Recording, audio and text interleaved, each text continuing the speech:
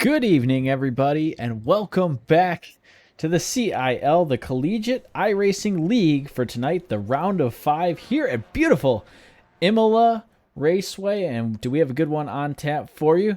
And a bunch of surprises coming your way as well.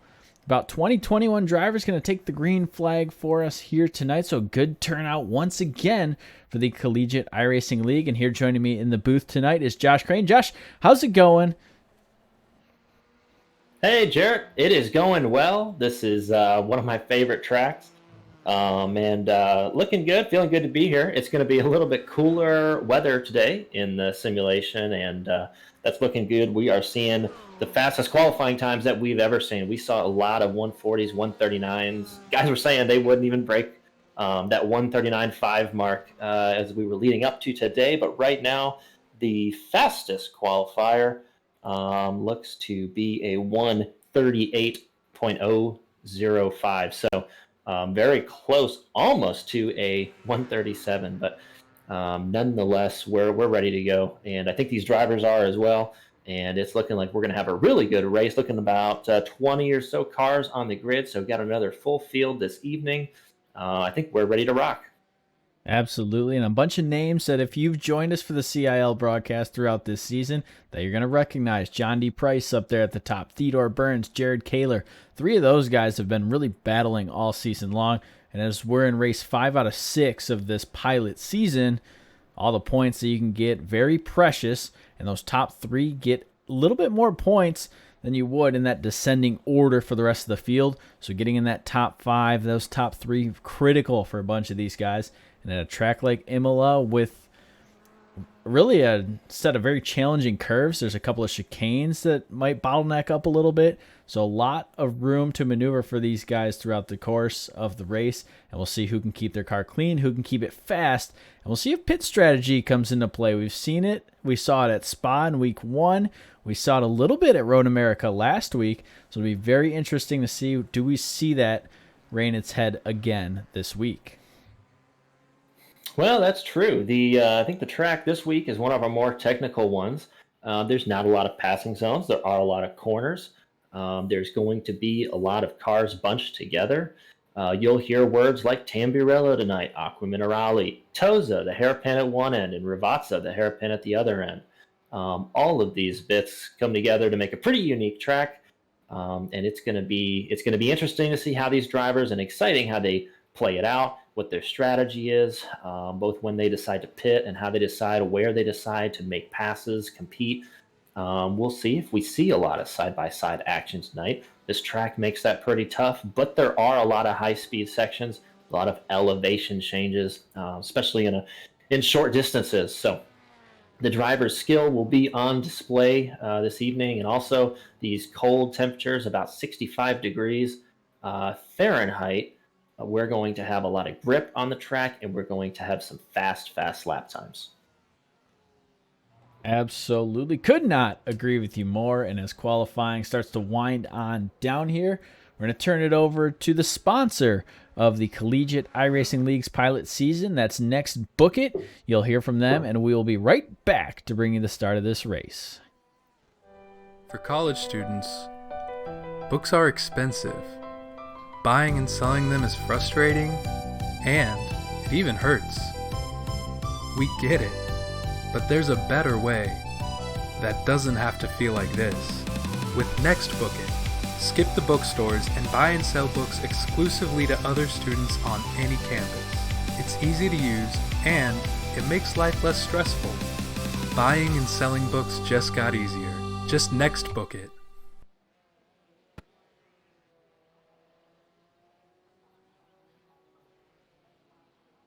So as you just saw right there, NextBookIt is the next big thing for college students. It's a marketplace where you can buy and sell textbooks to and from other students from campuses all across the country. And as an extra incentive to sell your books for a limited time, NextBookIt is offering an extra $10 on top of what you make on your first book sale. Who doesn't love free money? In addition, use the code SAVECASH20 for free shipping and no fees. What are you waiting for? NextBookIt this fall. And in addition to all of that, as if that wasn't good enough, tonight and tonight only, we're going to do a giveaway live on the broadcast here tonight. If you want to win a Collegiate iRacing League Pilot Season t-shirt, it has the logo of the league on the chest, and every single university that's either entered at some point or raced with us at some point on the back of the shirt. You can be sure to check that out. And how you enter in the giveaway, you can type !NextBookIt into the chat. That'll give you the link to download the app. Simply create an account, then come back to the chat, type in !Discord. That will give you the link. And then you can post that confirmation email in the Discord channel labeled giveaway. You do all of that, you're automatically entered into the giveaway itself, and we're giving away a t-shirt and a mug here tonight. So 2 chances to win. Be sure to get those entries in before the end of the race, and we'll enter you in the giveaway there. Yeah, pretty that's cool right. What the guys have done We're for us. looking forward to it. We got these shirts. I think we did a very good job with these shirts and everything that we got going on. So super exciting to see that. NextBookIt on board, making all this possible, helping us put cars on track and put this together. So big shout out to them. I'm really excited to be giving away that shirt and mug. And Jared, I think it's a shame that we're not entered. Absolutely. Up here in the booth, just stuck up here watching the cars go around the track, but we definitely can't complain about that, especially with the kind of racing we've seen in the CIL all season long. We've seen very quick guys at the top, and we've also seen guys really battle for that hard charger award that we keep talking about. That's going to go to the driver who completes the most passes over the course of the night, from their starting position to their finishing position. And that really gives an incentive for those drivers that maybe don't have the pace to keep up with the top 3 or the top 5, but you can start further on back in the pack. And if you keep your car clean, you keep making some good passes, you get that reward, not only the satisfaction of having a good race, but you get a money in your pocket. And that's so cool, provided here by NextBookIt as well. So go and support them if you can. It takes about 2 minutes to create an account, so definitely do that. That's correct. And so I think we're getting down to it here, looking about 2 minutes left in qualifying. These drivers going through, putting down the times as best they can. And Jarrett, as we go into tonight, what are going to be the do's and don'ts to find our way to victory lane?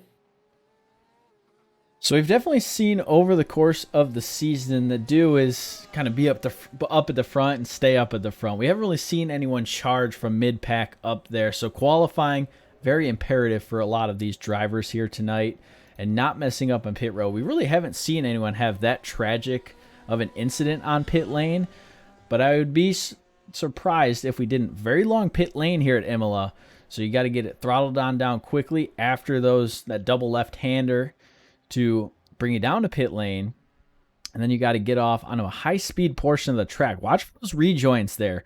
We saw a couple of issues with lap traffic last week at Road America. Remember when the leader got taken out by a lapped car, and we found a very exciting finish after what was almost a 10-second gap just shrunk all the way on down. So pay attention to that too, that pit road exit, if guys can successfully maneuver that and stay out of traffic there at the end. Yeah, that's correct. And we'll see. It is easy to come out of Rivazza, get hard on the gas, and very quickly that pit entry comes up, and it's a slow pit lane, about 35 or 40 miles an hour, that these drivers are going to get slowed down to. And it's a long pit lane. So you're sitting there and you're riding along maybe on the pit limiter, and guys are flying by you at 150 miles an hour. It's a little bit easy to get impatient, and we're going to watch those penalties all night long. Absolutely. A couple drivers, we're going to check in on board with them over the course of the night as we get set to rock and roll. 3 of those drivers that will join on in are going to be Jamie Lawrence, Logan Sennhauser, and Carl Lemkuhl. Pay attention, and we'll be joining in the cockpit of them as they stream their perspective. And we should have that to you somewhere in the middle of the race as these drivers start to settle on in. and start laying down some good lap times. Qualifying finishing on up here at Imola. We're going to bring you the grid here momentarily. Yeah, Jared, I think we're looking forward to it. We're looking at these guys. Even now, they continue to fight for the top spot. There is a qualifying time. The pole sitter, John Price, at a 137.979. And he's doing that for the University of Texas at Arlington. And Jared, we've seen him up front all season long. We talked about the one drop week that these drivers have for points. He used his last week or 2 weeks ago at Road America last race when he had some trouble. He wasn't trying to get on the pit lane, but he made his way there unintentionally. And we see Alexander Clank there getting it slowed down as he comes onto pit lane, making sure he knows where that braking point is, just like any other turn. These drivers will have a braking point to get onto pit road and when they can hit that pit limiter. Absolutely. And like we talked about, just minimizing mistakes, really. You can have mistakes, but it's when you have them is going to be the key component. You don't want to have it definitely in a turn one. We haven't really seen too much turn one action. And will we see any tonight? That is the question, soon to be answered for you here at Imola. No, that's correct. So we're going to rack them on up. And I think we're going to get ready. About 30 seconds left in qualifying, and then we'll see iRacing grid the cars, seeing some drivers talk about a fast qualifying lap they had, and then one that may have gotten away, whether from an off track or a little bit of contact with a wall. That's what we're going to watch tonight, especially in Variante Alta. That's the chicane right after Aqua Minerale, and we're going to see off tracks at that area. In fact, in the final exit to Aqua Minerale, where we go uphill and to the left, it's very easy to overrun that, especially on cold tires. As we start here, making sure everybody gets through there, we might see some side-by-side action, though that is going to slow these drivers down if they choose to do that through some of these twists and turns. And there aren't many single turns. Toza and Ravazza, the two single turn corners at each end, but a lot of chicanes and transitions. We talked about Tamburello, Variante Alta, and a lot of those. So we'll see how these drivers have set their cars up. Jarrett, bring us the grid. And John D. Price, we've seen him at the front really all season long. No surprise that he's up there on the pole with a 137.9. On his outside is going to be Aaron Folkerts in the 732 from Columbia Southern. Theodore Burns will roll off third tonight, and Jamie Lawrence, we'll see his in-car camera a little bit later, rolls off fourth. Alexander Klink in the 337 rolls off fifth, and Jared Kaler, the UNC Charlotte machine, rolling off sixth. Corey Hyatt will roll off seventh here tonight. He is one of four Fords in the field here tonight, a bit more than we've seen in the past. And Austin Powell in the 53 rolls off eighth. Henry Morse will roll off ninth here tonight. Cohen Evans from IUPUI starts in 10th. William Ashworth starts in 11th from UMass Lowell. Will Krehor from VCU in 12th. Christian DeAndrea rolls off 13th. And Gavin Keithley in 14th. Carl Lemkuhl from St. Louis University will roll off 15th. And Logan Senhauser from Ohio University on his outside in 16th. Andrew Covell will roll off 17th. Sam Roshlansky will roll off 18th from Wisconsin. James Blausch from Chico State rolls off 19th. And rounding out the field in 20th is Esteban Moonrose from FIU. That is your starting grid. We are getting ready here. It's going to be the longer style of parade lap as we get set to roll these cars off. See the pace car there. We'll start them up. And Jared, I think we're looking forward to a good race. I'm excited to see these lap times, and most importantly, cold tires on a colder track surface than we've had all season. As we get ready to go door to door, and not much farther to go, just Ravazza under the pace car, and then we're going to turn them loose. Absolutely. You hear the drivers saying good luck, and good luck they're going to need. That first chicane going to be very touch and go. We'll see if everyone's able to maneuver it. And you see a couple good-looking paint schemes right here. We always talk about it week in and week out, just how good these paint schemes are. And so cool in the Collegiate iRacing League. Pace car is going to take that hard right-hand turn onto pit road. And there it goes, leaving the field in the hands of John D. Price as he's going to bring us to the green flag. That's right, and he'll get a good jump out. He will be all alone as he goes down to turn 1. Behind him, it gets a little bit more exciting. 2-3 wide, jockeying for position. We see Aaron Falkerts. We see the Wisconsin machine. You can see the red. He's looking to the inside. He'll try to go for 2. We see UNC Charlotte there in 4th position. A little bit of smoke, but everybody through going the same direction for so long. John D. Price with an excellent run, but right behind him, Theodore Burns in that 81 machine. That red matte Wisconsin machine, good looking paint scheme. He gets overtaken by Aaron Folkert, who's going to try and chase down Price. Price with a great jump right here as they go into this hairpin. A little bit of action right behind him. Lawrence not willing to give an inch. That's right. Lawrence, the first Porsche in line. Folkerts with a great start. Now it's going to be Porsche, Corvette, Porsche as we go into Aqua Minerale. Going down here for the top 10. Josh had talked about the changes in elevation. That's going to unsettle the car a little bit. Each of these drivers able to set the car up how they want. They're able to change each of the aspects of all these cars. And so you definitely got to keep that in mind, how your car is going to handle these bounces, especially some of these curves right here. These high curves, you want your car to just handle it and not spin on out. That bounce rebound, for example. So all these drivers had plenty of practice here before the race and looking good through lap 1. That is looking good. I don't think we've had any off tracks or large altercations. A lot of Corvettes here. We see Aaron Falkerts leading the charge for them. We talked about the Wisconsin car, that 4GT. We don't get many of those. Another 4GT you see back there, Corey Hyatt from the Colorado School of Mines. And he's been up front for most of the season and getting better every week. Road America winner Alexander Klenk in the Porsche, just behind that green, black, and gold Corvette. You're going to see the lap times pop out on the left side of your screen, the right side of the scoring tower.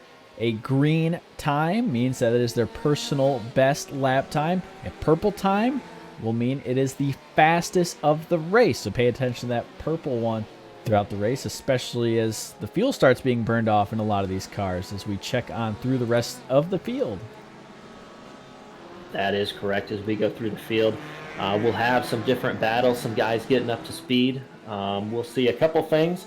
And Jared, I see that we are seeing a common theme. It looks like Mr. Price has checked out a little bit, almost 2 seconds now.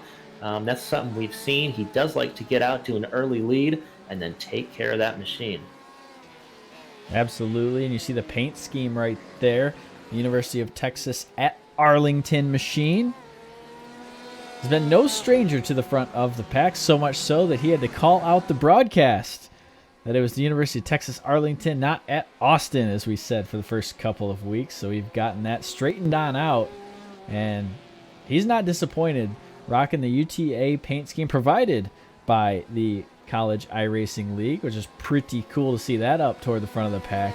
But John D. Price, definitely no stranger to the front of the pack, and he's been one of the drivers who in the Discord has helped out a lot of the other drivers as well, which is so cool to see, just the camaraderie that this league has also created. That is correct. The battles on the track are friendly conversations in the Discord. You see right here, the San Diego State machine under attack from North Carolina at Charlotte. And we have Alexander Klenk behind Worcester Polytechnic Institute. He's looking for a move as they go into Tamburello. That's Jamie Lawrence, the car leading this little pack. Jared Kaler right behind him. Alexander Klenk, as Josh mentioned, right behind him.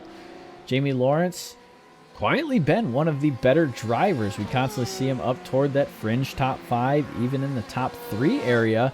And he's looking to bring that Porsche up to victory lane here tonight, and the Porsche looking like the right call. John D. Price making it work out there in the lead. The Porsches, Jared, I'm not sure if they have increased their performance to the balance of performance metrics, but they're performing well here. I drove one this afternoon. It performed well. Took me to second place, and I don't think I had any business in first place, so I'll call it a win. But these Porsches are certainly showing up here.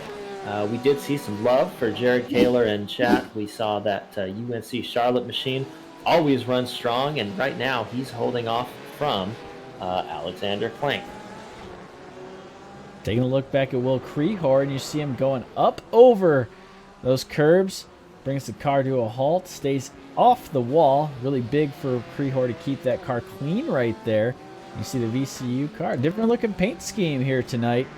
But Krehor, a little bit of trouble right there as we flash you back here live. That's correct. Will Krehor, a VCU representative.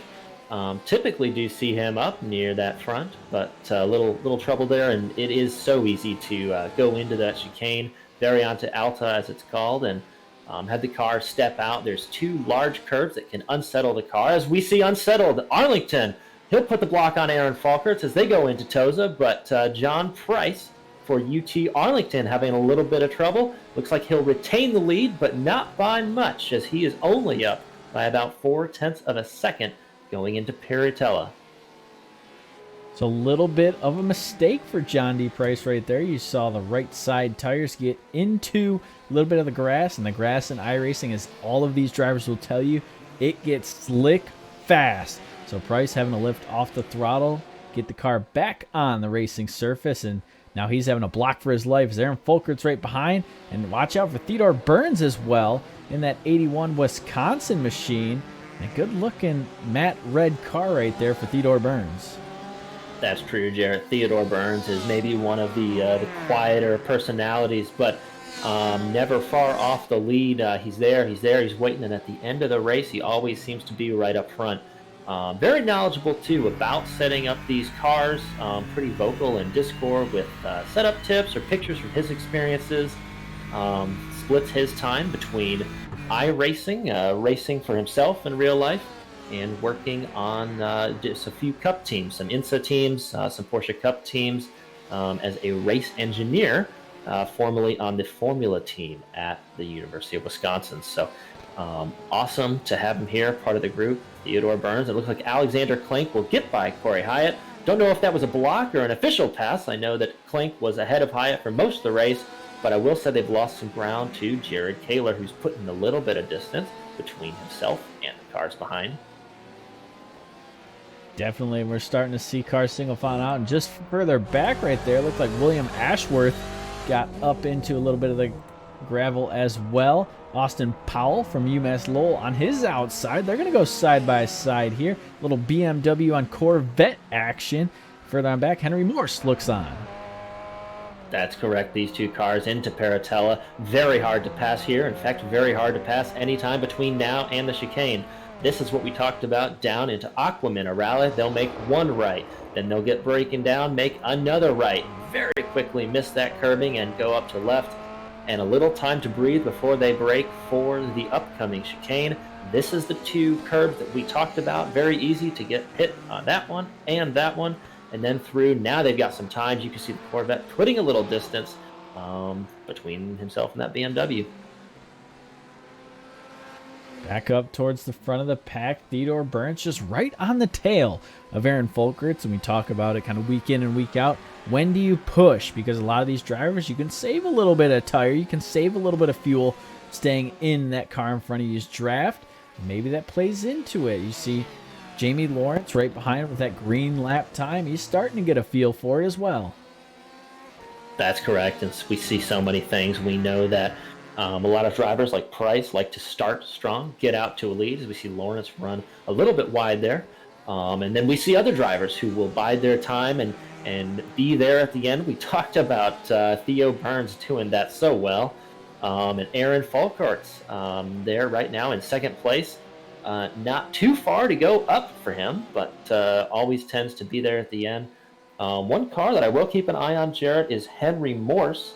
I know that he tends to be there at the end, and I don't know if he had some issues in qualifying. There is a car stopped. That's Christian D'Andrea trying to get turned around after a spin, I believe, for Drexel University in his Ford GT.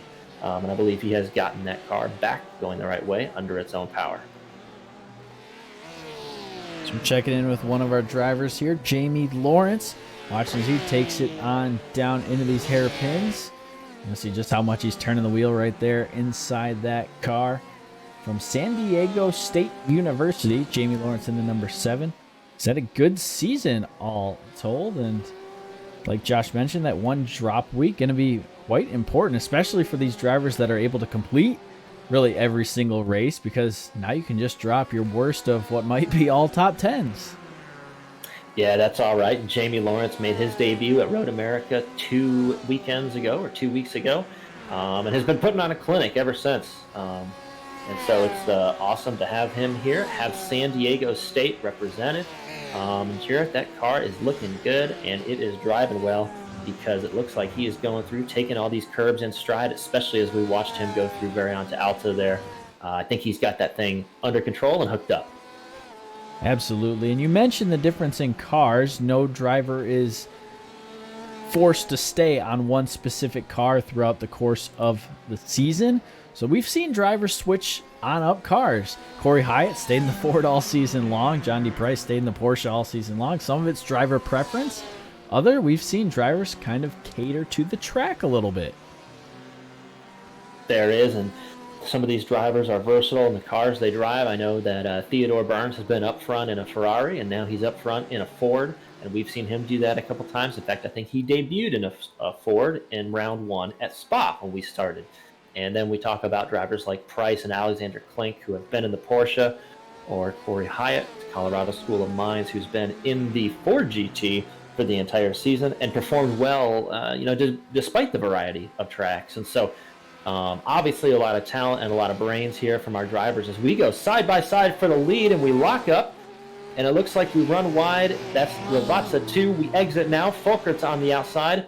University of Arlington, Texas at Arlington on the inside, and we will go 2 by 2. It looks like John Price will find himself 3rd place for now, but he's got the draft looking to get back to 2nd. Side by side, straight line as we go into turn 1. Now side by side is Price, not waiting a minute, and will run very wide through the grass. Not sure if he lost his braking point there. Will rejoin now, but certainly has a slowdown time penalty.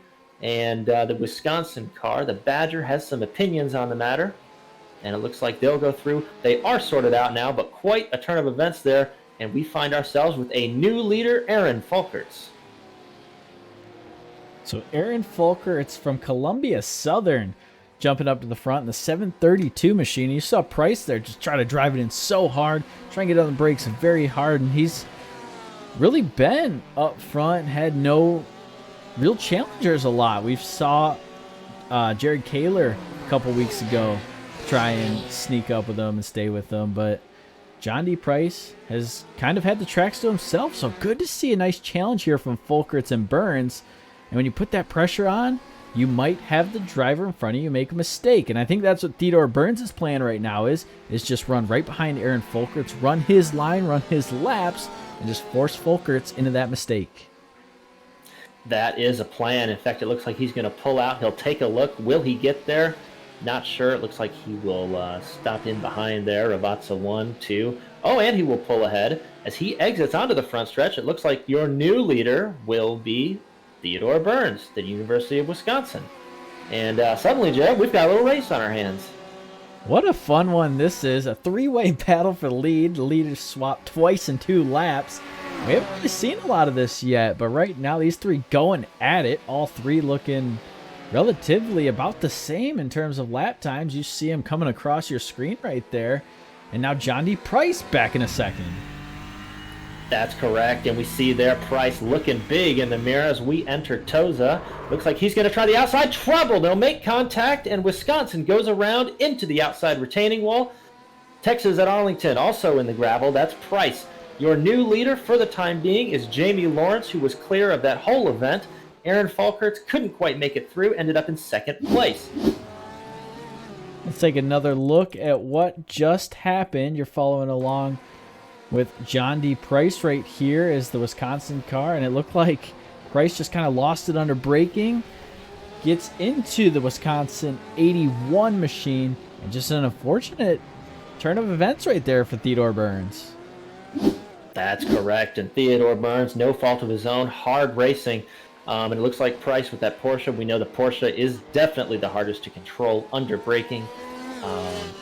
Just not a good outcome and not what you want to see, but these drivers are back at it. You can see Price right there, 4th place, and he will set his sights on that Ford GT, Corey Hyatt. So the winner out of all this is going to be Jamie Lawrence. We just followed along with him. He's now back up to lead. Aaron Folkert's able to survive that melee in 2nd, and Alexander Klink up to 3rd. Jared Kaler in 4th, and Corey Hyatt, that Ford driver, back there in 5th. And Corey Hyatt's had a real tough season, sometimes in the middle of the pack, sometimes further on back, sometimes further on up. He's had speed in the Ford. It's just been consistency for Hyatt. Is he able to string together all of those laps? And you see a 139 right there, his best of the day. So we'll see if the 42 can maybe make some noise here at Imola. That's right. He's been making noise all season, and certainly fun to watch. You see the UNC Charlotte car, Jared Kaler, still in 4th despite all our excitement up front. Staying clean, staying smart. It's a long race, Jared. It's an hour long.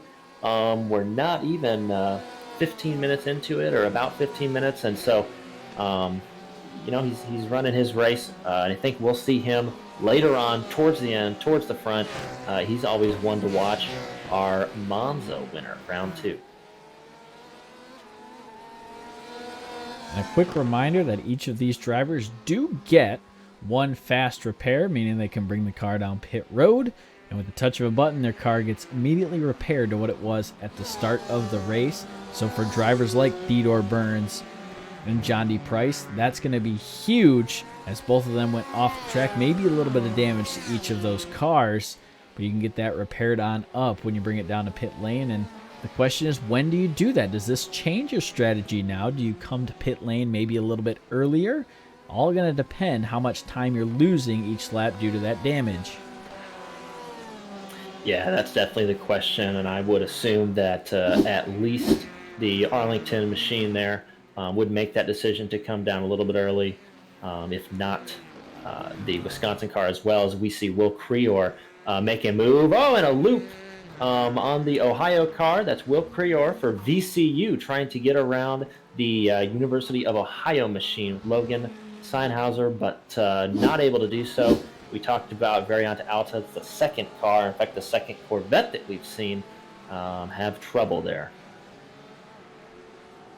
Jamie Lawrence starting to run away with it a little bit. Alexander Klink closing on in to Aaron Folkert's up ahead in 2nd. Jared Kaler 4th. Corey Hyatt 5th. And further on back, Cohen Evans in the number 17 car, that IUPUI.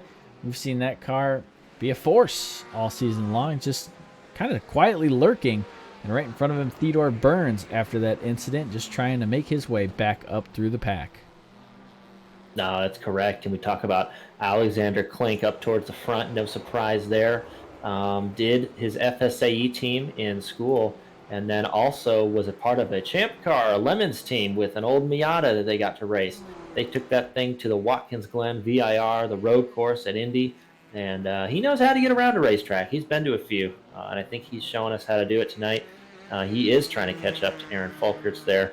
We're looking now at St. Louis University. That is Carl Lemkool in the 95 machine. So Lemkool in 95, you're going to get a look inside his cockpit here as he turns laps around Imola.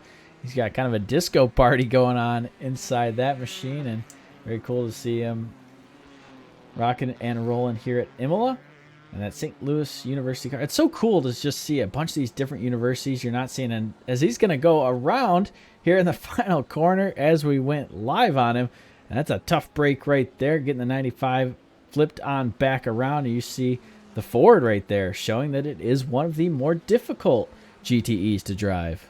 The Ford does have a personality all its own. And good for Carl Lemkool trying to take it on. And we see him there. He's back under his own power.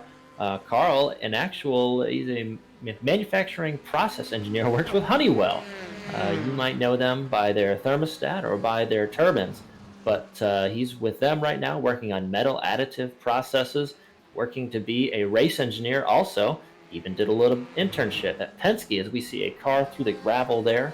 Carl Lemkool, a little bit of work in the wind tunnel and a little bit of race engineering in that blood too. So it's awesome to see the diversity and the group that we have here. That car that you just saw off the track, it's Gavin Keatley from Minnesota Twin Cities. You see a lot of Big Ten cars. We saw Wisconsin, we saw Minnesota. We've had a Western Michigan car, so the Midwest well represented throughout the CIL. Yeah, that's good. And Gavin Keithley, both in the Corvette, made his debut also at Road America, and is now trying to get it done here at Imola. So we are rejoining our leaders now. You can see we keep the same Lawrence, Falkerts, Clank, Kaler, Hyatt, and Jarrett. I will say that with a variety of cars, there's no clear winner. We are Porsche, Ford, Porsche, and then a Corvette, and then a Ford. So I think we've got just about everybody in that top 5. Absolutely, but you start to see a little bit of a trend there. 3 out of the top 6 are Porsches. So Porsche's dominating here early at Imola, but like Josh said, still a wide range.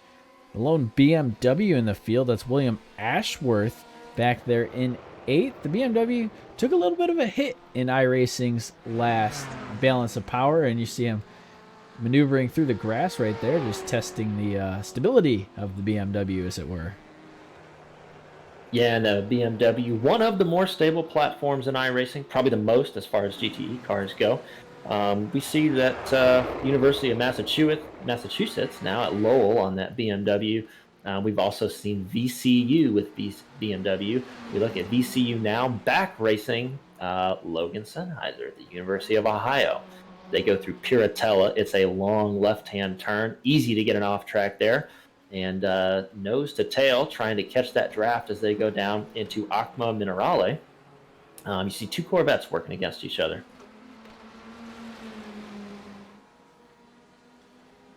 So a couple long straightaways here, and we've seen drivers really take advantage of that. You've seen just how important that draft is, and drivers maybe setting it up so their car is able to perform well in another vehicle's draft. So definitely keeping that in mind as the race goes on. Maybe Krihor even trying to save a little bit of fuel, maybe go an extra lap or two as we're approaching about a third of the way through the race here, about 22 minutes into the 1 hour race, and it's a lengthy one. As we flash you back to your leaders, that gap now 0.7 of a second ish between Lawrence and Folkerts. Yeah, and we're looking good as we go up. You can see Corey Hyatt there, John Price, and they're coming through Villeneuve and then down into Toza. Price there with another tank slapper. I think I saw a little bit of damage there on his front end. Jarrett, I think it might be good for a fast repair on that car once we get to the pit stop. Absolutely. Price just having a couple of those little slip-ups. You see just 1 or 2 tires getting on that grass, and it's just so hard to come back after that car loses traction like that. So we flash you back to your leader, Jamie Lawrence. But after pit stops, like Josh just said, you're getting 4 fresh tires on the car. You're probably getting a fresh race car for a lot of these drivers. Are we going to see drivers maybe climb through the field? John D. Price all the way back in 8th. Theodore Burns way back there in 16th. We'll see if he's able to make his way back through the pack. So to be decided on a lot of those drivers. And will we see any kind of strategy? We haven't really seen anyone choose to undercut too much, but is tonight the night we see it? Yeah, we'll see. This is certainly a different track. I think that we have seen a couple of drivers. In fact, I think Price may be pitting. We've seen a couple of drivers that don't usually make mistakes struggle a little bit. Maybe most notably Price at this point in time, as he takes that car to certainly get his fast repair, get patched up. We see Alexander Clank in the grapple, but these are the guys. Alexander Clank, your Road America winner from our last race. These are guys that don't usually make mistakes, and this track is getting it out of them because it is such a technical track and a tricky track. Absolutely, and one of the, I guess you'd call it, thinner tracks, able to run maybe 2 and 3 wide, maybe not as wide as Spa at times, for example, or even Road America at times with those long runoffs. And Imola does not quite have all those big runoffs that you might see at those other tracks like we just listed. So It is imperative that you keep the car on those rumble strips, on that little green runoff area, and don't go any further into that grass over that white line. Yeah, that's correct. We talk about every week off tracks and incident points. You don't want to foul out. You don't want to be disqualified.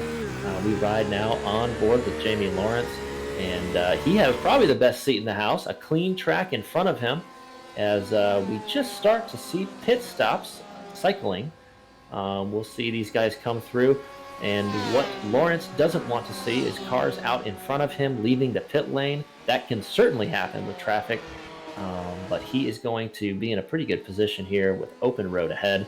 He still tries to get away from Eric Falkert and Alexander Clank from WPI. You see the relative at the bottom right corner of your screen. Still about 30 seconds before Lawrence is going to be into any lap traffic.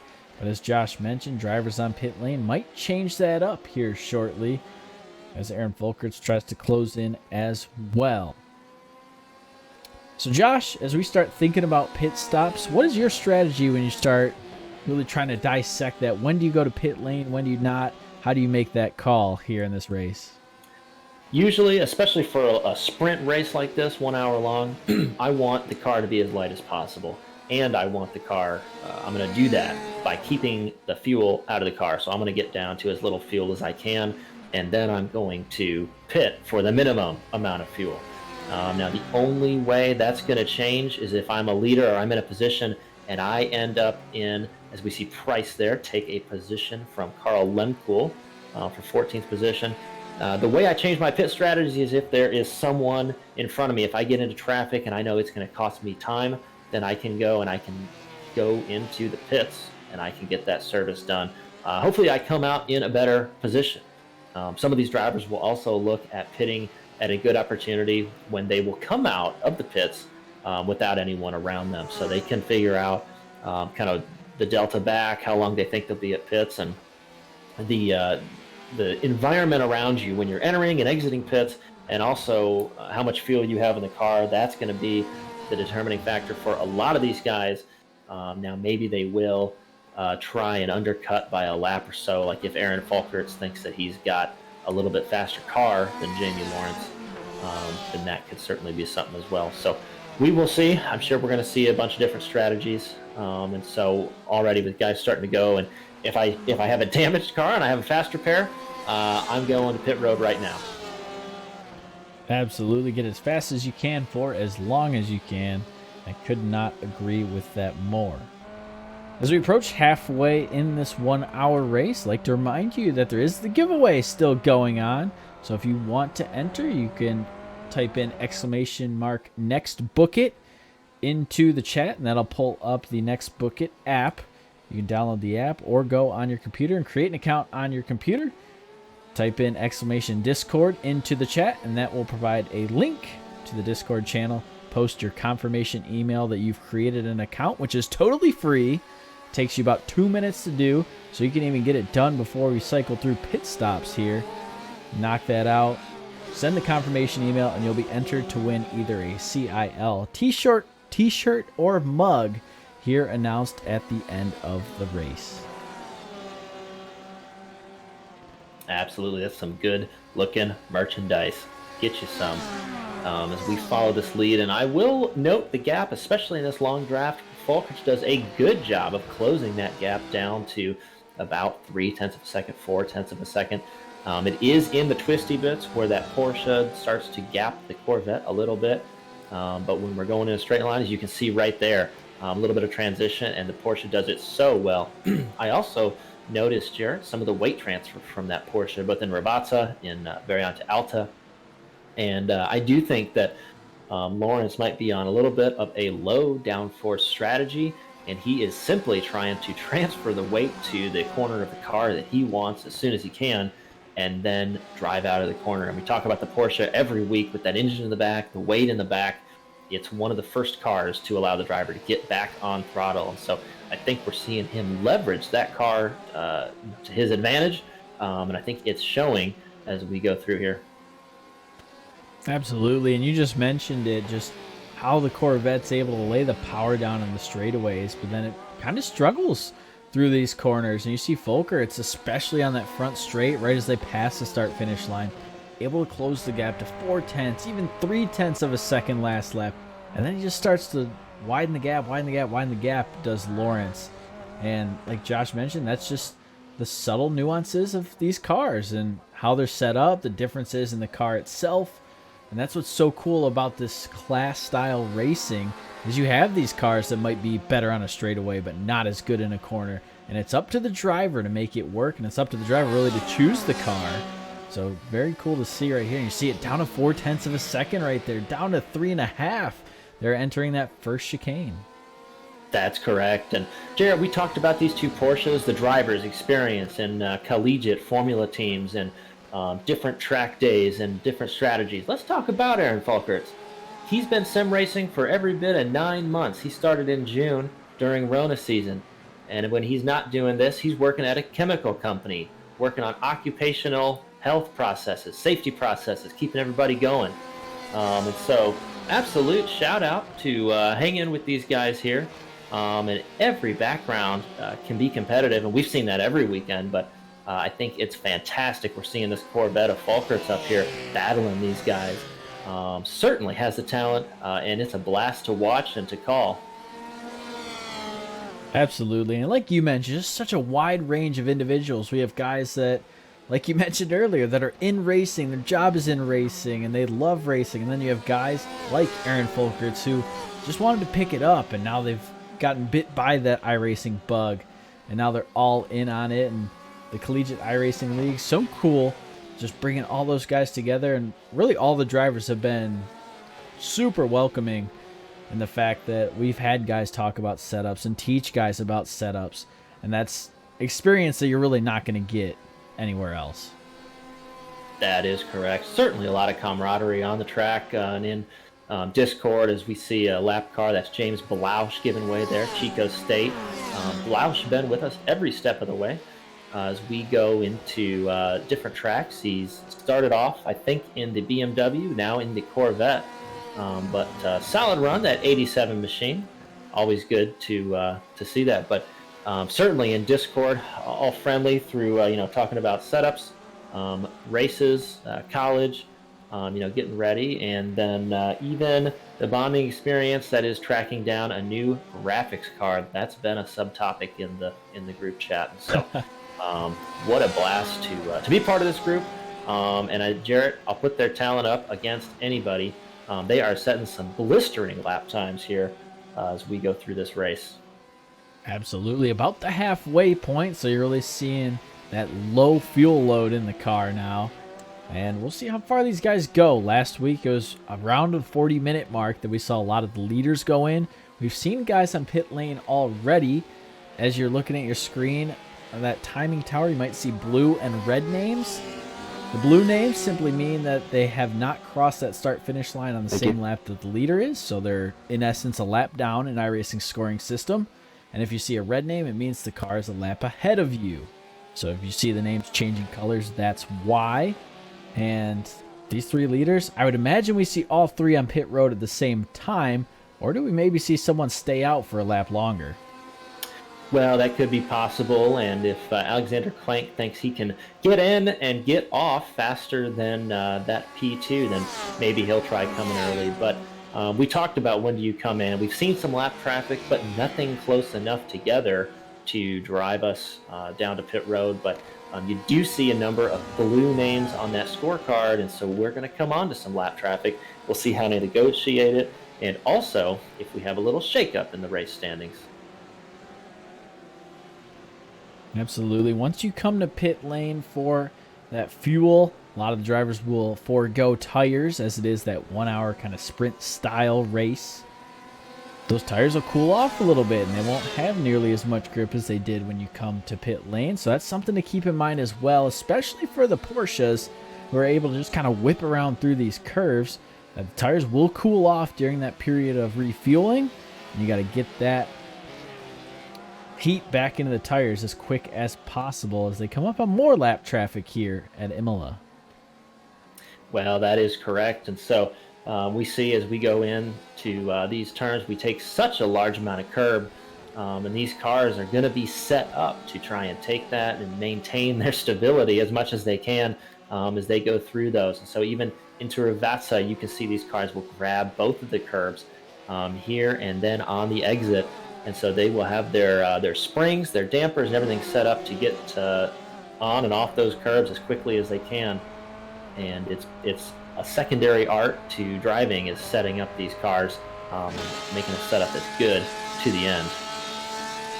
You might notice looking back here that now there's only 2 cars up at the front. Jamie Lawrence and Aaron Folkerts. Alexander Klink headed down pit lane this lap, so he chose to forego the track position, try and get that car fixed on up, gassed on up till the end. That leaves us 2 cars up here at the front. Jamie Lawrence, Aaron Folkerts, and Jared Kaler off in the distance trying to chase him on down.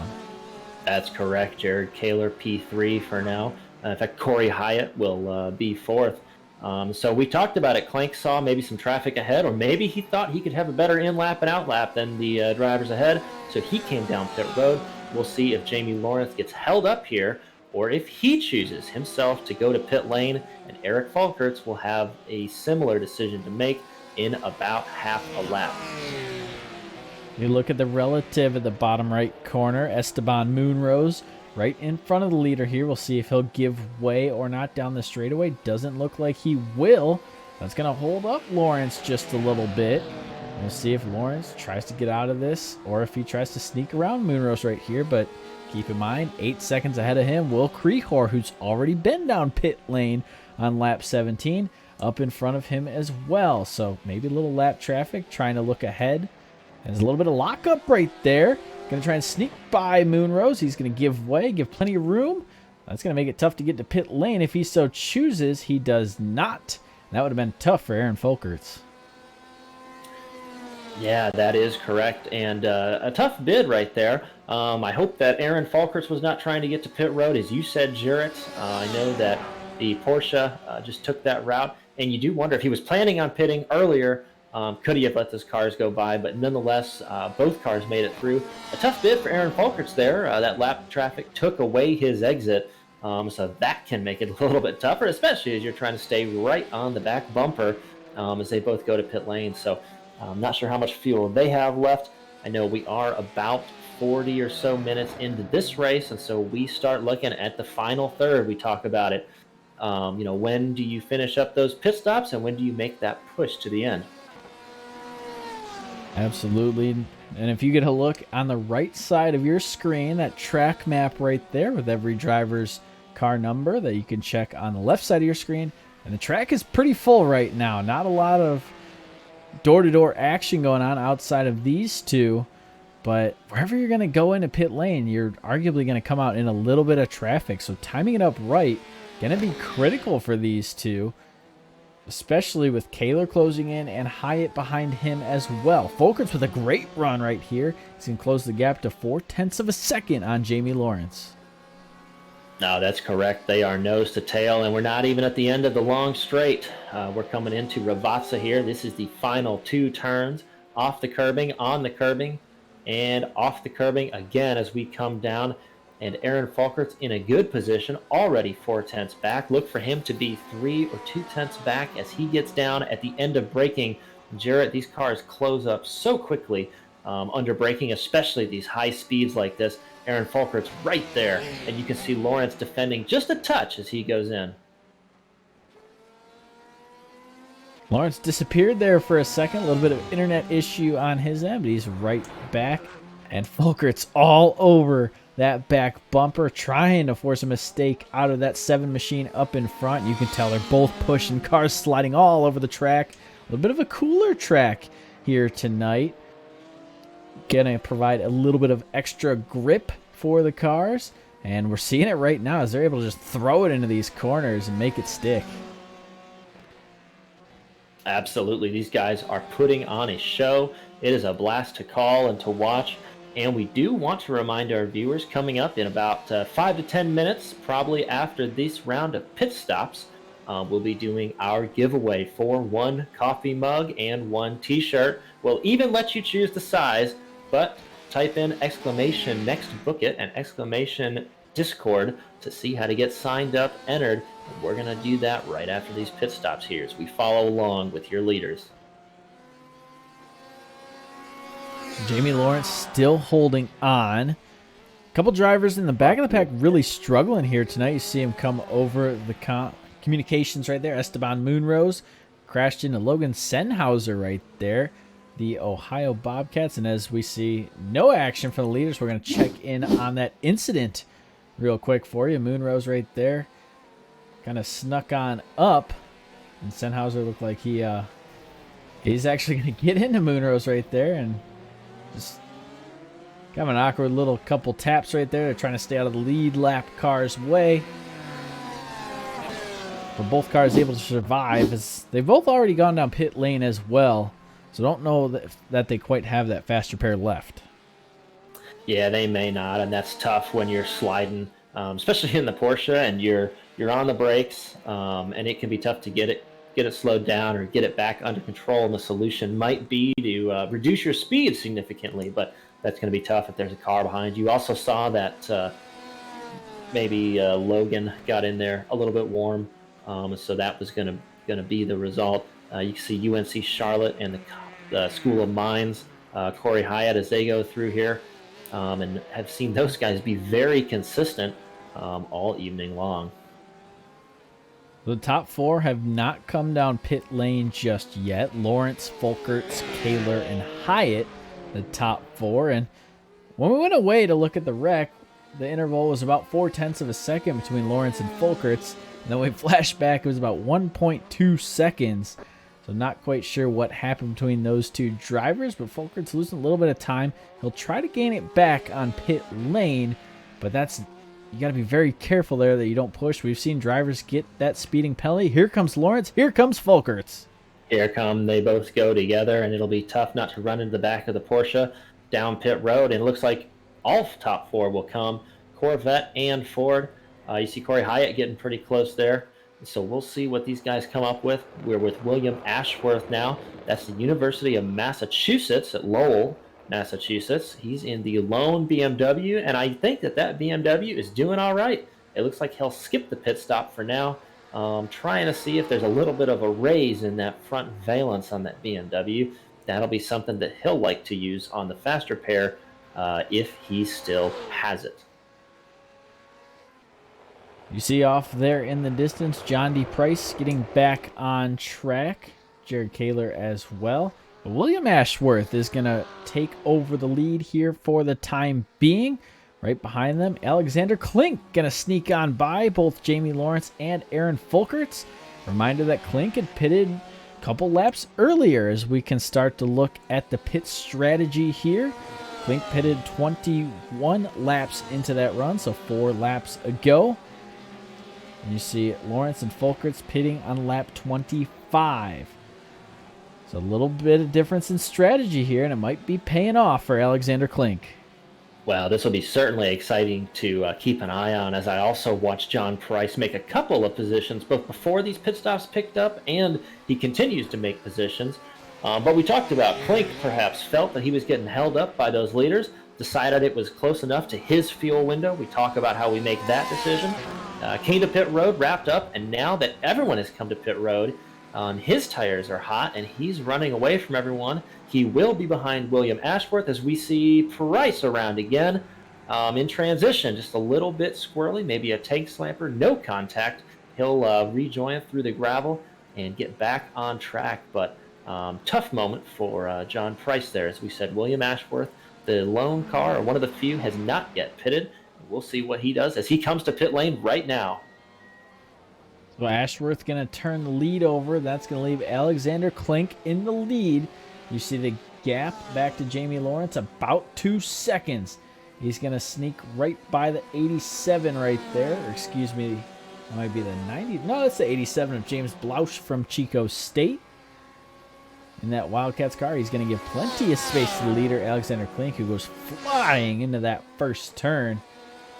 And here we go. Ashworth coming out of the pits exit right now in 6th. We'll see if he's able to keep that or not. And Theodore Burns, we saw him have a little bit of an incident earlier in the race with John D. Price. He has climbed all the way back to 6th position, so don't count out Theodore Burns just yet.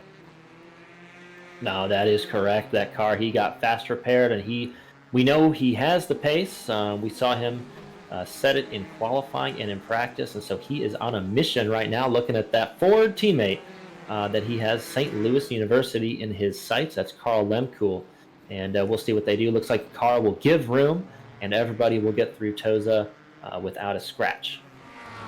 A couple drivers who we haven't really mentioned all race. Austin Powell in that blue Chevy Corvette, leading Cohen Evans right behind him. 0.6 of a second separating those two drivers. This is the battle for ninth going on.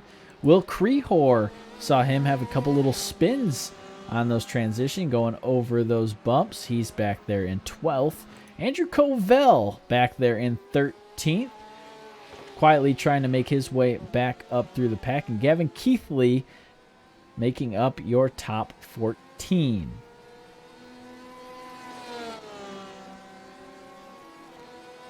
Yeah, and looking good as we see Klink, Lawrence, Falkert. Your top three haven't changed, but their order has after we get through pit stops. And it looks like we will go 3 wide as a start-finish line. But the UNC Charlotte car may have an advantage in turn 1, we'll see. But that's Corey Hyatt getting around the UNC Charlotte car of Jared Kaler.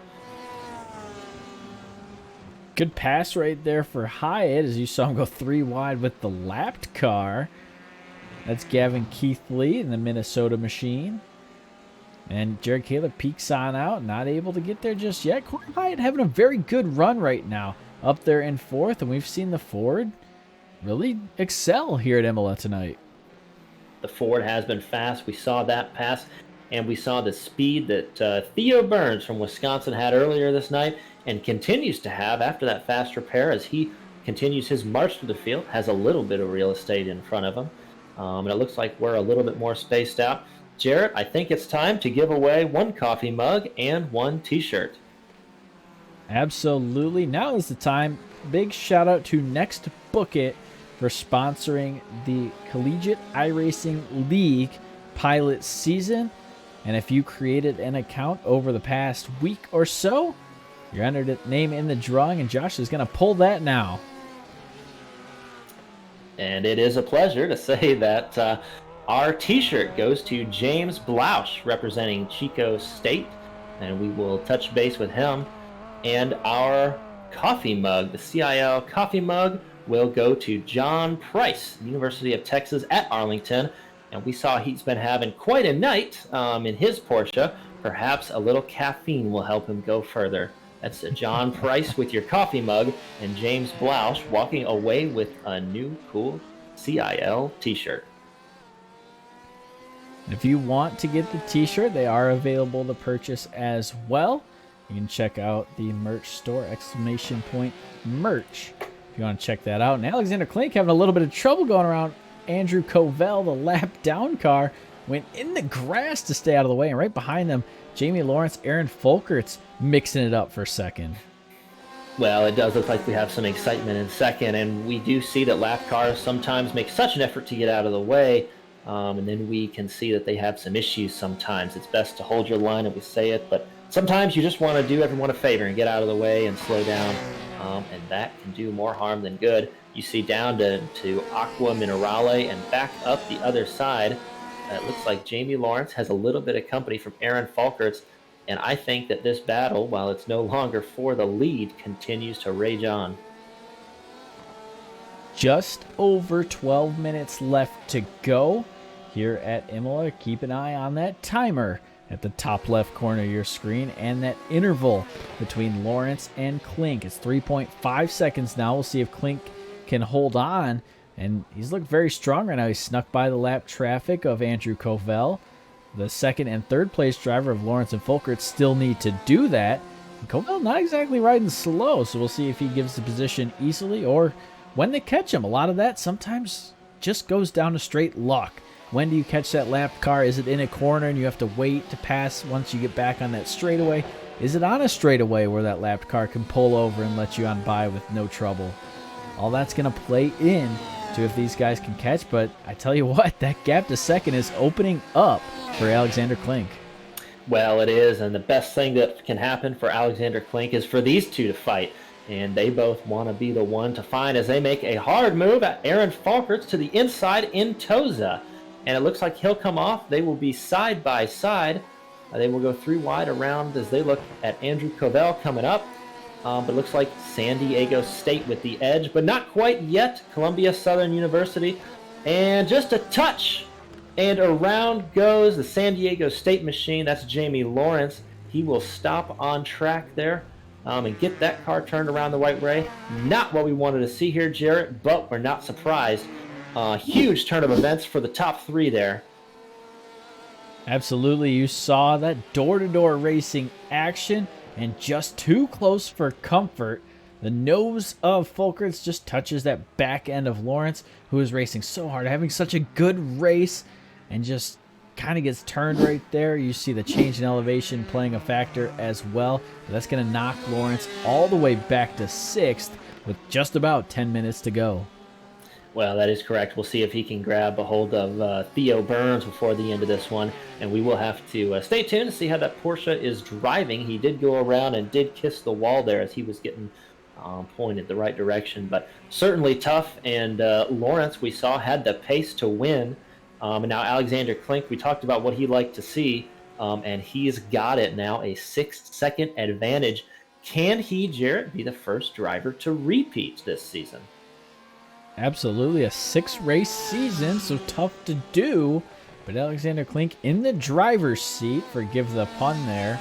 But he's got Aaron Folkerts, who's behind Andrew Covell, still needing to pass in that Columbia Southern machine. We'll see if he can sneak on by here on the straightaway. And you see the Porsche still has a good amount of speed there for Covell in the 35. So definitely not anything to shake your head at back there in 13th for Covell. As we look further on back in the pack at Corey Hyatt and Jared Kaler in 3rd and 4th. That's right. 2 staples we've seen on board with us since round 1 at Spa. Kaler, UNC Charlotte, and the Colorado School of Mines car, that Ford GT. Both cars been looking good all season.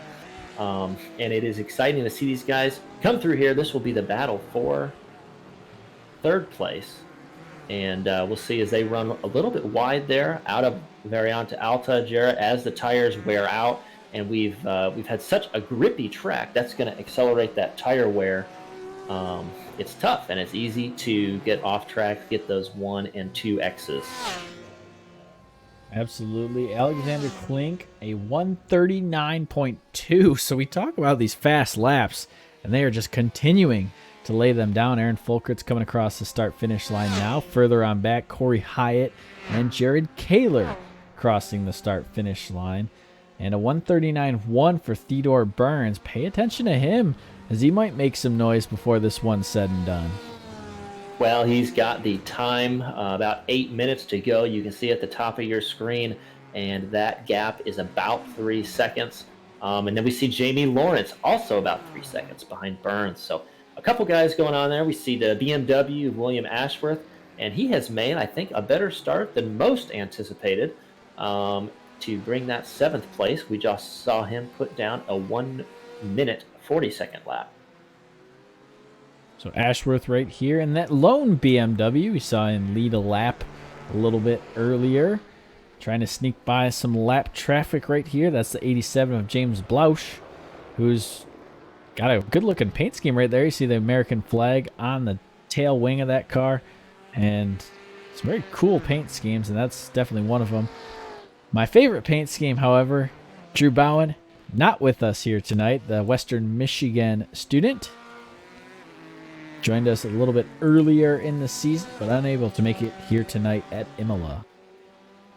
Yeah, that's correct. You know, we got drivers, alumni, fans, and, everyone here. Sometimes life comes at you fast. So certainly for these drivers, trying to balance school, trying to balance obligations, sometimes it doesn't always work out. But that's why each driver has one drop week in both the school standings and in the driver standings. So that's a little bit helpful in that regard. Absolutely. So let's take you through the lap down cars, so you might not have been able to see throughout the course of the night, but sure to bring them to your attention. Andrew Covell back there in 13th. He's actually looked like he's had a lot of pace. So surprised to see the 35 all the way back there in 13th. Behind him, the Ford of Carl Lemkool. We saw Lemkool have a little bit of trouble earlier as we flashed to the onboard, and that apparently was the commentator's curse. So we apologize to the 95 for that. Gavin Keithley, the Minnesota Machine 97 Corvette, back there in 15th. We rode along with him a little bit earlier as well. And once again, the same story, just a little mistake, a little bit of trouble for Keithley, and that spelled doom to his night.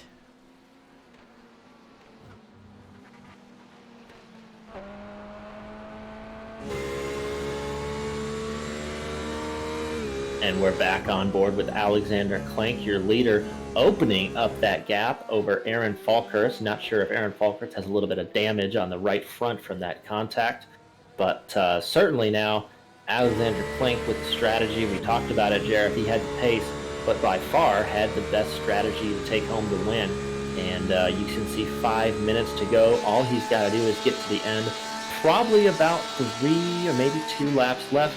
iRacing will determine when the white flag can be thrown, and so that's what these guys will be looking for as they come down to the end here, and certainly the next thing that Alexander Klenk wants to see. And you see the gap still continuing to open up, now up to 7 seconds. You see how controlled he is with the wheel inside that car. Just smooth inputs on the steering wheel, smooth inputs on the throttle. And Klenk is putting on a clinic here at Imola. And when you see the gap all the way at 7 seconds, you can almost take it a little bit easier. You don't have to push the car and maybe risk getting that rear tire back there on the grass that we've seen so many people do here tonight. And it's burned a lot of people who, frankly, we've seen up towards the front all season long. Well, that is correct. It is so easy to be here, especially in all the transition and trying to be over in any parts of this track at Imola. Be over on one side and try and hit the apex, and just all you have to touch is a little bit of the grass, maybe an inch or two, and suddenly those racing slicks have a lot less grip. And so it can be tough. You see there Drexel University trying to work on the University of Ohio. That's Christian DeAndre chasing down Logan Sennheiser. And these guys are certainly gonna battle to the end. We'll see. It's a little bit of a classic, Ford versus Chevy, Jared. Absolutely. 2 American icons battling it out across the seas in Italy, where Imola is located. And this is for position as they battle for 16th. And that is important. Those little points add up. Basically, one position equals 1 point outside of about the top 3, I believe, in terms of points. And pay attention to that, because we're going to get a good look at what the points looks like for the final race of the season next week, or excuse me, 2 weeks from now. That is correct. And as they run now, UNC Charlotte still your points leader, and then Columbia Southern Colorado School of Mines. We'll have a little short rundown after the race, but right now we are on board with Klenk, who is running away with it still. You can see he might be giving up a little time, down to 6.8 seconds or around 7 seconds, but hasn't lost too much pace, and he is making the most of it. And I think he is probably on his final lap, or perhaps there's one more to go when he gets to the line, but he is certainly in the driver's seat for the race here on out. You see a good look right there at all the schools represented here tonight. WPI in that lead position, Columbia Southern in second. The Colorado School of Mines back there in third, UNC Charlotte fourth, and Wisconsin rounding out your top 5 here as Alexander Klenk going to come to the start-finish line with about a minute and a half to go. I believe this should be the white flag lap 36. That is correct, and as he dives down into turn 1, certainly ready to come by one more time for that checkered flag. And he does have quite a lead. Not too much to battle back in the field as we go around here down into Ravazza on board with UC Berkeley, Henry Morse. And he is going to try to get as close as he can to that BMW. We know that the BMW down on power after the last balance of performance update. We see Carl Lemkool there, St. Louis University. These two cars will try and work around him if they get there. But first they have to get there, and it looks like that they have to close that gap first. Jared Kaler, your current points leader and expected to be the points leader for UNC Charlotte even after this race concludes, as we take our trip to Daytona for the finale of the CIL season. Corey Hyatt there, Colorado School of Mines, another front runner in our school standings, and so a lot of good output from these guys. Only Ravazza to go now as we watch Alexander Klenk come to the line for the final time. And Jarrett, he will be, if he can make it, our first two-time back-to-back winner here in CIL. That he will, and so cool to see right there, especially two really different tracks that he's won on. But we're going to stay locked in on this battle right here between Corey Hyatt, Jared Kaler, and Theodore Burns. See if there's any late race moves right here. As you see the checkered flag in the air, Alexander Klenk crossing the start-finish line. He is going to win here at Imola, and coming to the line, Corey Hyatt trying to hold off Jared Kaler and Theodore Burns. Looks like everyone's going to stay put in their positions at the line, and they will. Good little run right there. And now Jamie Lawrence coming to the start-finish line. Tough break for him. He's going to come away in 6th place here tonight. William Ashworth trying to hold off Henry Morris right behind him. Well, we talked about Henry Morris right there, but not much more he can do as they come to the line. He'll try and stay in the draft, but not much doing. And it looks like Austin Powell will come across for the University of Colorado at Denver. Then John Price, Texas at Arlington. We saw him. Cohen Evans for IUPUI will come across. And it looks like getting back on track for the final time, Will Creor, VCU, and leading the charge for the VCU team. Coming off the final turn then is Logan Sennheiser. That's the University of Ohio. That good-looking green and white Corvette. Sennheiser going to cross the line in 15th here. Right behind him, Gavin Keithley in that Minnesota machine crossing the line. And the last of your racers to come to the start-finish line is going to be Christian DeAndra right there. And he's going to bring it to pit lane a lap early. That is correct, and I believe that concludes our race this evening. But several tournament events, Jarrett. We had the undercut. We had the wreck, the altercation for the lead. We had at the beginning, we had Price and the Wisconsin machine of Theo Burns get together. We knew Imola that was going to be one of the more difficult tracks on our schedule, and I don't think we were surprised with the result. Absolutely, and the way the race started, you kind of thought it would be kind of another one where John D. Price runs away, and we see maybe like a Jared Kaler or a Theodore Burns make their way up and try to steal it from him. But once he spun out, and that was just too tough to come back from, especially after Theodore Burns and Price got into a little bit of contact right there. And you saw the frustration between the drivers in that they couldn't really come back from that. Theodore Burns charged all the way back to 5th, but John D. Price able to stick back there in 10th. But like you talked about, Alexander Klenk coming down 4 laps earlier than those other drivers, to Jamie Lawrence and Aaron Folkerts, and that paid off. And we talked about it the pre-race. Will we see the undercut? We haven't truly seen it all season long. And tonight we see it. Alexander Klenk, his 2nd win of the season. Yeah, I think we learned a lot going into this race. I think that was a great display of talent and the variety of skill that it takes, to be in victory lane. You got to have the strategy, got to have the secrets, and you got to have the setup and the driving skill. And so all the top drivers, I think, that we saw on the top of the standings tonight had it, none more so than Alexander Klenk. And speaking of Alexander Klenk, we're going to bring him into the booth now. And first of all, Alex, congrats on the win. How did that one feel? Oh, that feels pretty good. I didn't really expect to be able to win starting where I was, so really pleased. So tell us a little bit about a couple things, maybe lap traffic, but starting with your pit strategy. Pitting, I think you pitted the first of the top 3 cars and came out ahead When did you know you were coming to pit road, and how'd you make that decision?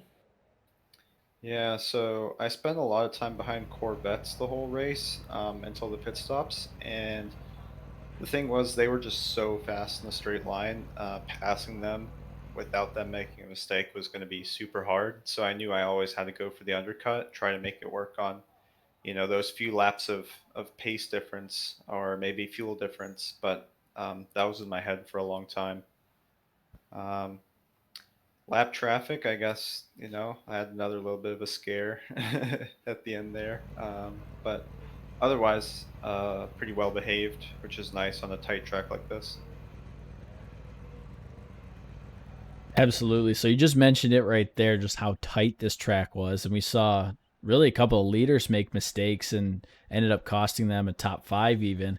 Um, how hard was it to focus for an hour on a tough track like this with the car like a Porsche that has a little bit of life? How did it handle those tight curves through the night? Yeah, luckily my setup was really good throughout the race. Very comfortable, but definitely you have to stay focused. Um, at one point, about halfway through the race, I got something in my left eye, which I was trying to, keep up the pace while getting that out. And that was really tough. Well, great to see you overcame the adversity here tonight at Imola, and it's your second win here in the CIL. So, anyone you want to give another shout out to on the broadcast? I think I'll just reiterate what I said last time. Shout out to you guys. Shout out to everyone who's making the series so fun. I've had a really great time. I was able to have some really good battles on track this time. So that was really enjoyable. Very clean, very hard racing. So thanks. Absolutely. Well, thank you for coming in, and congrats again on your win. We'll talk to you again soon. So that was Alexander Klink, the winner here tonight, and really just listening to him right there, cool, calm, and collected, and that's apparently what you needed here at a track like Imola. Yeah, certainly. You named it: cool, calm, and collected. I don't know if I was any of those during that entire race, but good to see that he was. And I think he came through, when it was important. And I think that he exhibited, why he's the our first two-time CIL winner. Absolutely. So next into the booth, our second place finisher here tonight, Aaron Folkert's joining us now. And Aaron, talk to us about that race when it was you, you and John D. Price up there at the front, and you narrowly avoided a wreck there. How did that one feel? Scary. Just pretty nervous. Yeah, basically just split between the two of them. Kind of lucked out with that. Feel horrible for taking out Jamie Lawrence there near the end of the race. Totally my fault. He gave me enough room, and yeah, feel bad. Well, that is, we all learn, and sometimes in life it happens. But I think that we were thoroughly entertained watching you guys race hard like that, being able to hold it together that long. I know Peralta is one of the hardest points on the track. The cars are never stable, and even less so when there's one on your outside or on your inside. So, Yeah. excellent work. You are looking good. Columbia Southern University is going to go into our finale at Daytona in second place in the school standings. Right on. So take us through what's going through your head with Daytona on the horizon. Is Daytona a track that suits your driving style? Are you going to take the Corvette there? What's your plan for 2 weeks from now? I will probably take the Corvette there because I'm not really experienced in any other cars. I've driven the Corvette all season, and it's worked out okay. I'm most consistent in it. I haven't driven on Daytona in iRacing, so it's going to be interesting. I haven't driven on it for quite a long time. I actually need to buy the track. Um, so yeah, it'll be good. I'm going to do a lot of practice, and hopefully we'll be up near the front again. Absolutely. Well, the floor is yours. Anyone you want to give a shout out to here on the broadcast? Yeah, shout out to my buddy Travis. I think he's watching the stream, and his kids and his wife. Um And again, my mom, always thank her, you know. And Jamie, again, sorry, I could have done way better, and that wasn't my best driving right there. So shout out to you. And Cougar, actually, whoever, I don't know what his name is, but his name is Cougar on the Discord. He made my livery, so shout out to him too. That's great. Well, good looking paint scheme, and you brought it home second place here tonight. So congrats again on a great finish, and we'll see you in 2 weeks at Daytona. Thanks, guys. So that was our second place finisher, Aaron Folkerts. You heard just how sorry he felt about getting into Jamie Lawrence, and that's tough right there. You're racing for that race win at that point, and go into a tight corner like that, where, like Josh mentioned, the car likes to get unsettled. And just really tough break right there. No, I've been there, and it's gutting when you're sitting there and you've done well. My first quarter midget win was an exhibition race in February, and I made a pretty cheeky move to the inside and rather moved my opponent out of the way. And we talked about it after, but it wasn't how you want to get the job done. It works, and the scoreboard will reflect that. But I do sympathize there. And the cool part is he means it, right? If he had it back, he would do it different. And so I think that's the class that we've come to see and respect from a lot of these drivers out here. Absolutely. So now into the booth is the number 3 finisher, the last driver on the podium, and it's Corey Hyatt in his Ford. And how does it feel getting the Ford up there on the podium this week, Corey? You know, it seems like a bit of a redemption run, honestly. I've had a couple of races where I've absolutely choked it away, either a podium, second place, or a win. And I feel like this is a really good opportunity for me to just thank everybody for putting this on. Hugely impressed with the racing, and just sad to see all the incidents, but happy to collect the position. Well, that's awesome, and we were happy to watch you do it. So awesome run! It looks like Colorado School of Mines is going to wrap up our 5th round in 3rd place of the university standings. Also saw a little bit of love for the School of Mines in Twitch chat, so you got your fan base out there. Tell us what you thought, how the race transpired, what was your strategy, and how did it change over the course of the race? Well, it definitely ran a little bit different than I thought it would. Temperature was a bit colder, so the cars were just a ton faster. I think I was lapping around 139.9 as my qualifying pace earlier, and seeing 138s tumble down on the qualifying board was pretty crazy. I think that as far as track evolution goes, it really favored those who had a qualifying setup on their car during the race. During the last couple of stints, or the last couple laps of each stint, I noticed that whoever was behind me, I can't remember who was in 4th, but I was able to get a lot more pace out of the car than them when I wasn't making mistakes, obviously. But hugely impressed with how the car handled today. My setup was a little bit understeery, so I was fighting with that. But I don't know. Overall, pretty happy. Absolutely. So you kind of mentioned it right there, a little bit understeered. How did the Ford perform in those kind of high speed corners, especially getting on and off those curbs? Curbs were a huge part of my testing. I was trying to not run the car too soft on the springs. I ended up settling for a bit stiffer springs and a little softer dampers. But as far as handling high speed, I was a huge downforce.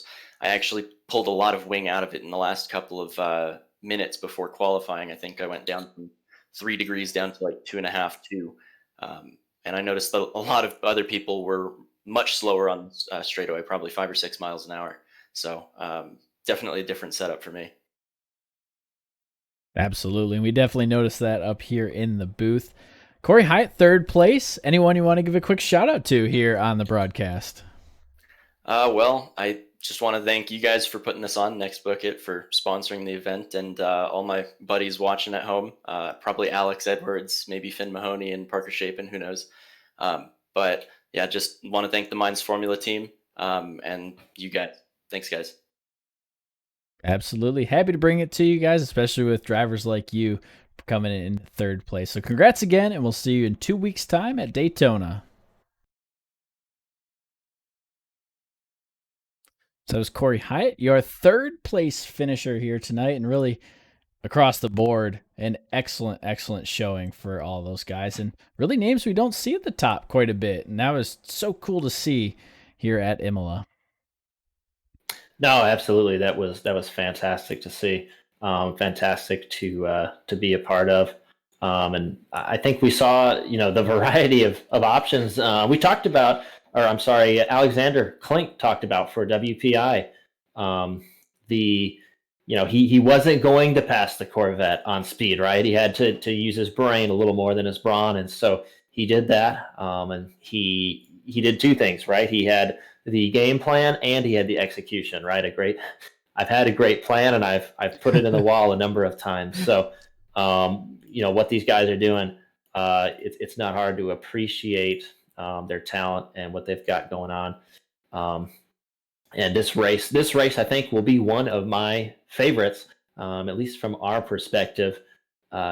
Certainly, the different ways that these guys are getting around each other, the close quarters, Imola, a technical track, and hopefully we come back here at some point in the future. Certainly a fascinating race to be a part of. Absolutely. And we saw just so much door-to-door racing throughout it. We've had races where we get that kind of single file, everyone settles in, and tonight we really didn't get that. All these drivers really put wheels on the track and just we're letting it fly all race long. That colder track definitely adding to that, as you're not able to just chew up those tires on a colder track as much as you would on one of those hotter tracks. So now we're going to go to NextBookIt, the sponsor of the Collegiate iRacing League, for a quick word, and then we'll bring you on back for the race results here in a moment.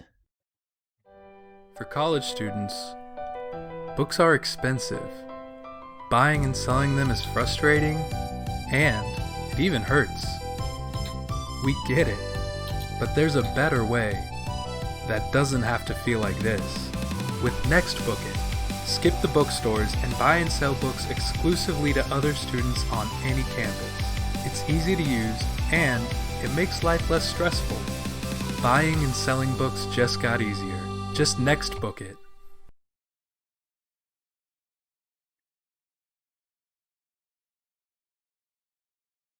So as you just saw right there, NextBookIt is going to be the next big thing for college students. It's a marketplace where you can buy and sell textbooks from other students on campuses all across the country. As an incentive to sell your books for a limited time, NextBookIt's offering an extra $10 on top of what you make on your first book sale. And that's free money to you in your pocket. And who doesn't love that? In addition, use the code SAVECASH20 for free shipping and no fees. So not only do you get $10, you get free shipping and no fees. So you cannot beat that. You can use the command !NextBookIt, and that'll give you the link to the app, which just launched. You can download it, create an account, and get going there. What are you waiting for? NextBookIt this fall. That's correct. And we're coming up on holiday season. Thanksgiving is done. Christmas is upcoming, and it is time to look at next semester, and you might want some books. So check out NextBookIt. And certainly with that code, the shipping, that's a bigger price than some of those books, and it's free shipping with that code Jarrett mentioned. So save yourself some time and money. Check them out. Absolutely. And always grateful for them for sponsoring the Collegiate iRacing League pilot season. And let's bring you these results sponsored by NextBookIt. Alexander Klink coming away with the win, like Josh mentioned, the second win of 5 races. So Alexander Klink might be the favorite going in next week at Daytona. Aaron Folkert's coming away second from Columbia Southern. Corey Hyatt from the Colorado School of Mines finishes third. Jared Kaler comes away fourth from UNC Charlotte, and Theodore Burns from Wisconsin comes away fifth. Jamie Lawrence from San Diego State looked like he might have a shot for the win. Instead has a little bit of an incident right there with Folkerts, and it gets pushed back to sixth. Still a good finish for the San Diego State team. William Ashworth from UMass Lowell quietly gets up to seventh. Good run for the 37 team here tonight. And Henry Morse from UC Berkeley finishes eighth. John D. Price, we saw him run away after starting on the pole. He finishes 9th after a little bit of incidents over the course of the race. Austin Powell finishes right behind him in 10th. Cohen Evans from IUPUI finishes 11th. Will Krehor from VCU in 12th. Finishing 13th is Andrew Covell from San Jose State. And Carl Lemkuhl from St. Louis University finishes 14th. Logan Senhauser from Ohio University, the Bobcats, finishes 15th. And Gavin Keithley from Minnesota Twin Cities, a lap down in 16th. Christian Deandra finishes 17th from Drexel University. And James Blausch from Chico State finishing 18th.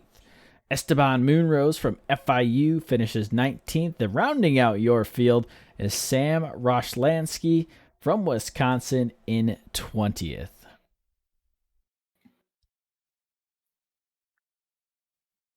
So Josh, as we wrap this one up, any closing thoughts as we head into a week off and then the final race at Daytona in 2 weeks' time? Well, I think I dropped most of my thoughts at one point or another. I mean, it was an exciting race tonight. I already said it was probably going to be one of my favorites of the season. And what a race. I mean, we had heartbreak, we had victory, we had strategy, we had, some scheming. So this race certainly didn't lack. And it sets us up well going into Daytona. One more race in 2 weeks, Tuesday night. It's going to be the Daytona Road Course. I think I'm looking forward to that. I know that the UNC Charlotte is going to take the points lead in there.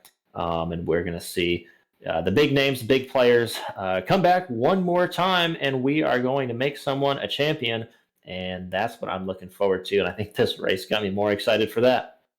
Absolutely. Such great racing here tonight. Like you mentioned, Daytona Road Course, one of my personal favorite tracks. So that's going to be a great time. Especially, you're going to get that oval action, too. We're going to see a lot of passing right there. It's going to be imperative that you have that straight line speed. We saw Corey Hyatt in the Ford just cruise down straight lines. So will he be able to set up the car just as well next week at Daytona, where you have a little bit of that oval action? It's going to be very, very interesting. So for all of us here tonight at the Collegiate iRacing League, I'd like to thank you for tuning in. If you're watching this after the fact, thank you as well. Thank you to everyone that entered the giveaway here tonight. Like Josh mentioned, a couple of winners here in our field coming home with a t-shirt and a mug. That is correct. That's John Price and James Blausch, your winners this evening. Absolutely. So signing off for the last time tonight, I'm Jarrett and Josh up here with me. Always a pleasure sharing the booth with you. Can't wait to see you again at Daytona. And we'll see you then.